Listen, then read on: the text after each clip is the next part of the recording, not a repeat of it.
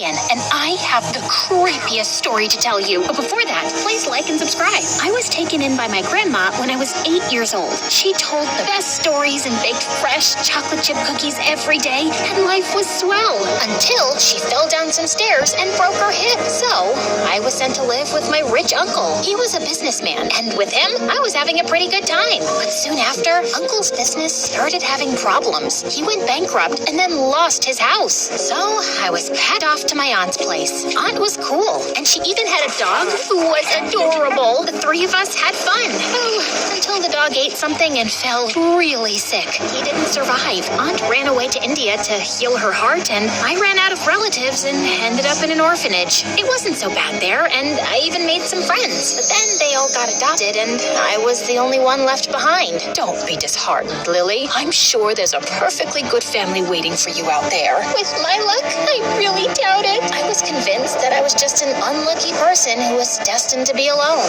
And as time passed, so did my hope of ever finding a family. But then, a week after my 17th birthday, something unexpected happened. The warden called me into her office and told me that a family wanted to adopt me, and I had to leave for their place the same night. I found it strange because the family hadn't even met me, but the warden said they'd gone through my file and made their decision. As I packed my things to leave, my heart swelled with happiness at the thought of having my own family. But when I reached the address I'd been given, my heart dropped to my stomach. It was a rundown motel located next to a cemetery. Tall iron gates, huge windows, moldy walls. The place looked terrifying. Just then, the main door opened, and this lady walked out who looked like she was dressed up for a Halloween party. Hello, you must be Lillian. I'm Mrs. Edwards. I'm sorry we couldn't come to pick you up. My husband and I had a little emergency. That's okay. It wasn't... Shh. Do you smell that? Looks like it's going to rain any second. Why don't you get your stuff inside and I'll show you around. Oh, and did I say how happy I am to see you? I would smile, but I have this condition where my face muscles don't flex the same way anymore. Come now. Mrs. Edwards took me inside the house seconds before it did start raining like crazy. She showed me around the motel, which was just as creepy from the inside. And then we went into the dining hall where I met her husband, who seemed just as odd as his wife. And then, just as I was about to sit at the dinner table, this girl came out of nowhere and pushed me away. You can't sit here, you ugly toad. Why not? It's empty. Don't talk back to me. My house, my rules. Ivy, can you please calm down? Lillian, why don't you sit next to me, dear? Now, Ivy, greet your sister nicely. We must make her feel welcome. She is not welcome, and she is not my sister. And with that, Ivy just ran off, leaving Mrs. Edwards making excuses for her behavior. Mr. Edwards just shook his head apologetically. He clearly didn't talk much. After dinner, she showed me to my room, which was facing the freaking cemetery. I was so creeped out, I couldn't sleep at all. Finally, I got up to get some water from the kitchen, but I found Ivy and her parents there and stopped short to listen. What's the matter with you? Lillian must have felt so bad and unwelcome. And how do you think I feel about this stranger living in my house? We thought it would be nice for you to have some company. I told you 100 times, I don't need company. I just want her gone. I crept away before anyone saw me. Great, I was unwanted already. Just my stupid luck. The next morning, I was pretty much prepared to head back to the orphanage. But instead, Mrs. Edwards told me she was enrolling me in Ivy's school. I thought I'd use this chance to bond with her, but she was cold as ice. Even in school, I noticed that she hardly spoke to anyone and just kept to herself. Thankfully, the other kids in my class were nicer, especially this one boy, Ben. We sat next to each other in class and even ended up having lunch together. I was just telling him how I'd gotten adopted by the Edwards, and he almost spat out his food. You're living with those whack jobs? The Edwards owned all the town's major motels, but then guests started vanishing mysteriously. Their motels closed, and they left town for a couple of years and just recently came back. Rumor has it that Mrs. Edwards practiced witchcraft and sacrificed those missing guests for some ritual. That sounds completely ridiculous, and Mrs. Edwards seems like a perfectly nice woman.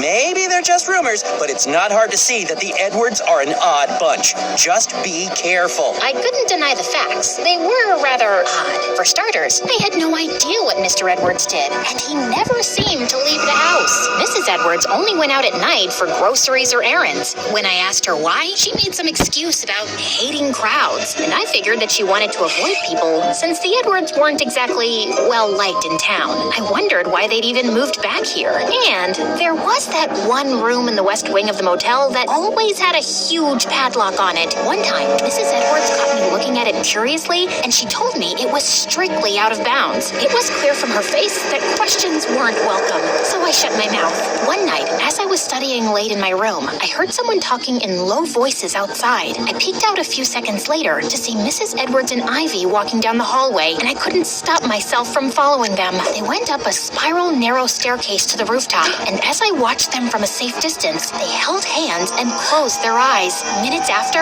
Mrs. Edwards took out a huge flashlight from the bag she was carrying, and they started flashing it in a weird pattern. A chilly breeze made their nightgowns flail in the wind, and I couldn't help thinking that they kinda looked like witches. When they were done, Mrs. Edwards put down the flashlight, and the two hugged tight and cried. Do you think our message went through, Mom? I'm sure it did, honey. I left quietly before they could spot me. It was obvious they wanted to keep this a secret, but who could they possibly be sending messages to? What if they were summoning spirits? Wasn't it bad enough that we lived next to dead people? The next day at school, I was walking into the cafeteria with Ben when I saw some girls surrounding Ivy and throwing their food at her. I was about to rush to her rescue, but she just ran out of there. I followed her into the bathroom, and I could hear her crying in one of the cubicles. Ivy, I saw what happened, and you don't have to put up with this. Come with me. We'll report it to the principal. The door suddenly flung open, and she pushed me out of her way, her eyes red. Why do you care? It's not like you don't think I'm a weirdo, just like everyone else. I'm sure you've heard all the rumors about our family. Maybe we are weird, and maybe I am crazy, and that's why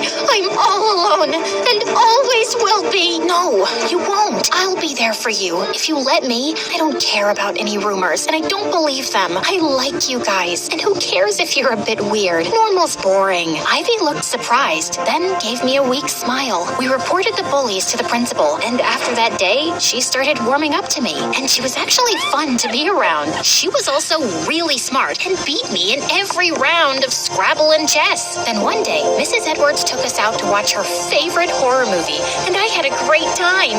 Oh my God, the way you jumped out of your seat and sent popcorn flying everywhere was hilarious. I almost peed my pants and dropped soda all over me, but who's counting? Yeah, sorry about that, Mrs. Edwards. Just call me Mom. Mom winked at me, and for the first time in my life, I felt like I had a family. A strange one, for sure, but I had a place to call home, and I was truly happy. Soon, I even started inviting Ivy to my plans with Ben, and while she was always a sport, I could tell Ben was really uncomfortable around her. Here, I baked my very famous choco chip cookies. Why don't you try one? Oh, sure. This is so nice. I'm gonna go and enjoy this outside while watching the flowers. Ben picked up his plate and ran off. I followed him to see him spit out the cookie in his mouth and throw the rest of it in the trash can. Why did you just do that? What if they're poisoned or have a curse on them? Seriously? I'm sure she wants to turn me into a toad. She keeps looking at me like she's about to break into a spell. You sound so absurd right now. I live with her, Ben, and she's not a witch. I know she's unusual, but can you just give her a chance? Ben was reluctant, but he ended up inviting Ivy for his birthday. The entire class was there, and we were having a great time, till we heard someone screaming. My diamond necklace! It's gone! Has anyone seen it? She kept searching the ground frantically before she spotted Ivy. You stole it, didn't you? What? How would I don't know what trick or spell you used. I just know it's you. Let her go. She didn't steal anything. I was with her the whole time. Ben, tell her. But Ben just stood silently like a rock. Ugh, you're so spineless. We are leaving this party. Lillian, wait. No, Ben, I know you don't like Ivy, but this is way too insulting. I grabbed Ivy's hand and we left. As soon as we got home, Ivy ran off to her room crying, and I decided to give her some space. But later that night, I went to check up on her and found her bed empty. I looked all over and then came to the corridor with the padlocked room, but tonight it wasn't locked. Feeling really curious, I crept up to it and gently pushed the door open to see a very girly room in great condition, with Ivy sitting on a bed and a heap of things next to her. Phone, jewelry, watches. Ivy, what's all this? Ivy looked up at me furiously and started stuffing them all into a bag. You have no business being here. Get out! Not till you explain why you have a stash of things that clearly don't belong to you. A bunch of kids and teachers have been reporting things going missing from their lockers.